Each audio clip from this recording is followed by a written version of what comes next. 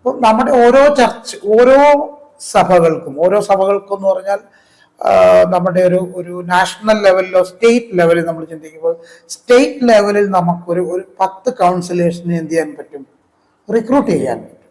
അപ്പൊ 10 കൗൺസിലേഴ്സിനെ നമ്മൾ റിക്രൂട്ട് ചെയ്യുമ്പോൾ പ്രശ്നബാധിത ഇടങ്ങളിലേക്ക് അവരെ സമയബന്ധിതമായിട്ട് അയക്കാനും, അപ്പൊ ചെല്ലുന്ന ഇടത്ത് ഏത് സ്ഥലത്താണോ പ്രശ്നം ആ ചർച്ച് അവർക്ക് വേണ്ടുന്ന റെമ്യൂണറേഷൻ കൊടുത്തുകൊണ്ട് അവിടെയുള്ള പ്രശ്നത്തെ പരിഹരിക്കാനായിട്ട് പറ്റും. പക്ഷെ ഈ ഉപദേശിമാർ ഇതിനെ അനുവദിക്കുകയാണ്.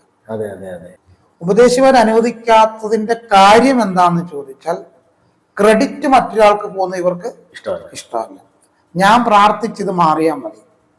പ്രാർത്ഥിച്ചാൽ മാറാത്ത പ്രശ്നങ്ങളുണ്ട്.